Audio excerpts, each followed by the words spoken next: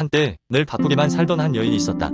그녀의 이름은 지연이었다. 직장에서의 끝없는 회의, 가족과 친구들 사이에서의 약속, 그리고 끊임없는 목표 달성 과정을 통해 지연은 정신적, 육체적으로 지쳐가고 있었다. 스트레스는 매일매일 쌓여갔고 그녀는 이대로는 안 되겠다고 생각했다. 어느 날 지연은 우연히 공원의 한적한 벤치에 앉아있을 때 명상 프로그램을 홍보하는 작은 포스터를 보게 되었다. 스트레스 해소를 위한 5가지 명상 테크닉이라는 타이틀이 눈에 띄었다.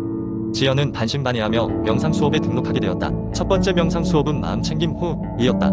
지연은 의자에 앉아 눈을 감고 숨을 깊게 들이쉬고 내쉬는 연습을 시작했다. 처음엔 전념이 끊이지 않았지만 점차 그녀의 마음은 한 곳에 집중되기 시작했다. 숨소리를 들으며 머릿속의 생각들이 물러나는 경험은 마치 마음에 작은 쉼표를 찍는 것 같았다. 매일 아침 10분 그녀는 이 호흡에 의존하며 하루를 시작했다. 두 번째 수업은 신체 인식 명상이었다. 강사의 지시에 따라 지연은 자신의 몸을 머리부터 발끝까지 스캔하듯 인식하는 연습을 했다. 바쁜 일상 속에서 놓쳐왔던 자신의 상태를 다시금 알아차릴 수 있는 시간이었다. 그녀는 자신의 몸에 감사를 표하며 긴장된 근육이 서서히 풀어지는 것을 느꼈다. 세 번째로는 관대한 명상이 소개되었다. 지연은 자신과 타인에게 관대함을 베푸는 문구를 마음속으로 반복했다. 이는 날마다 그녀의 마음을 넓히고 따뜻하게 만들어주었다. 스트레스가 원한 감정에서 비롯되는 경우가 많다는 것을 알게 된 지연은 이 명상을 통해 감정의 동요를 푸는 방법을 터득하기 시작했다. 네 번째 명상은 시각화 명상이었다. 지연은 눈을 감고 자신이 가장 편안함을 느끼는 장소를 상상했다. 그녀의 경우 그곳은 어린 시절 여름 휴가 때 갔던 바닷가였다. 파도 소리, 따스한 태양, 부드러운 모래의 감촉까지 상상하는 동안 그녀는 실제로 그곳에 있는 듯한 평온함을 느낄 수 있었다. 마지막 5번째 명상은 걷기 명상이었다. 지연은 공원 내 조용한 길을 따라 천천히 걸으며 발걸음 하나하나에 집중했다. 발이 땅에 닿는 그 순간마다 그녀는 지구와 연결됨을 느꼈다. 자연 속에서의 이 명상은 그녀의 일상에서 떨어져 나가 자신을 다시 충전할 수 있는 소중한 시간이 되었다. 이 5가지 명상 테크닉을 통해 지연은 삶의 작은 변화들을 경험하기 시작했다. 바쁘고 스트레스가 가득했던 그녀의 일상은 여전히 계속되고 있었지만 이제 그녀는 그 안에서 쉼과 여유, 그리고 평화를 찾는 법을 알게 되었다. 내면의 고요함을 찾고 그 안에서 자신을 돌보는 과정을 통해 지연은 진정한 성장을 이룰 수 있었다. 그녀는 이제 주변 사람들에게도 그 경험을 전하며 함께 변화를 만들어 나가고 있었다. 두 번째 이야기. 그날은 여느 날과 크게 다르지 않았다. 출근 준비로 분주하게 아침을 보내고 업무 미팅에 매달려 하루를 보내고 나면 저녁이 되어서야 간신히 내 시간을 가질 수 있었다. 하지만 피곤해지던 몸으로는 거창한 운동 계획을 세울 수 없었다. 헬스장 가기는 사치였고 집에서 어떻게든 운동을 시작해보겠다는 생각이 머릿속에 들어차던 몇 주째였다. 그러던 중 어느 날 소셜미디어에서 우연히 스치게 된 10분 전신 운동 영상이 눈에 띄었다. 10분이라면 나도 할 수 있겠는데? 란 생각이 들었다. 그렇게 나는 복스럽게 저항하던 내 몸과 마음을 설득하기 시작했다. 10분이라는 짧은 시간이기에 부담이 크게 느껴지도 않았고 하다못해 실패하더라도 이룰 것은 없다는 마음이었다. 드디어 그날 밤 레깅스와 티셔츠로 빠르게 갈아입고 거실 한쪽을 운동 공간으로 만들었다. 10분만 버티자 는 다짐과 함께 잠시 몸을 풀고 모바일에서 영상을 틀었다. 빠른 비트의 음악과 함께 상큼하게 진행되는 트레이너의 리드에 맞추어 나는 동작 하나하나를 따라하기 시작했다. 시작은 간단한 스트레칭으로 몸의 근육을 깨우는 것부터였다. 그리고 생소하지만 따라하기 쉬운 새끼 아마 걸음, 푸시업, 푸커트, 점핑잭 등 각종 전신을 움직이는 동작들이 이어졌다. 처음 몇 분은 비교적 수월했다. 동작이 빠르지만 이 정도면 괜찮겠지 라는 생각이 들었다. 하지만 5분을 넘어서자 팔과 다리가 무거워지며 숨이 차오르기 시작했다. 트레이너가 화면 속에서 환하게 미소를 지으며 할 수 있다 고 외치던 그 순간 무기가 발동했다. 고작 10분인데 포기할 순 없었다. 폼이 조금은 흐트러지더라도 나는 끝까지 동작을 마무리할 마음으로 고군분투했다.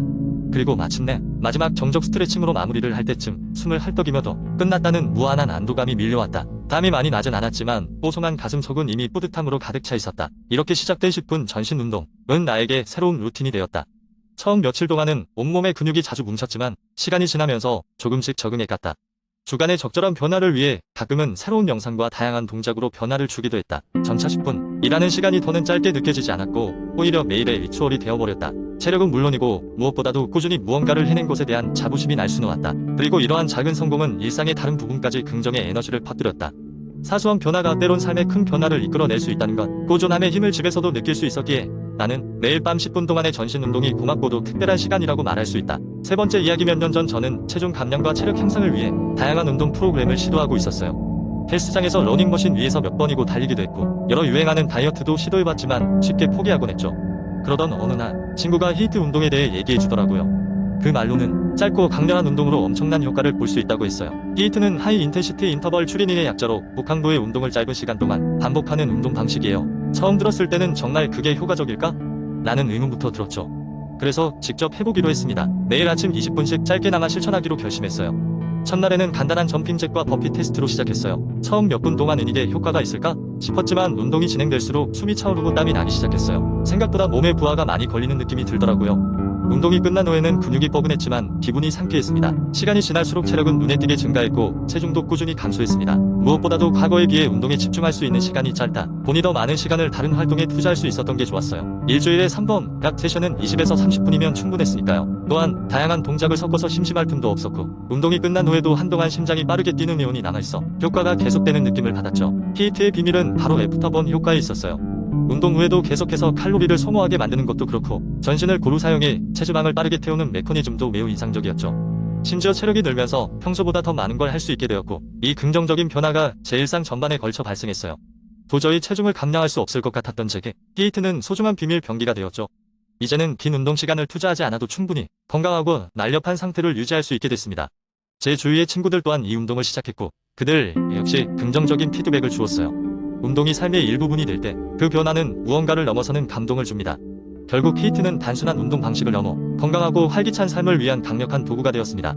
그래서 요즘도 틈틈이 히트를 즐기며 체력 관리를 하고 있어요. 그것이야말로 체지방 태우기의 비밀이죠. 네 번째 이야기, 다이어트를 시작한 지 어느덧 3개월이 흘렀다.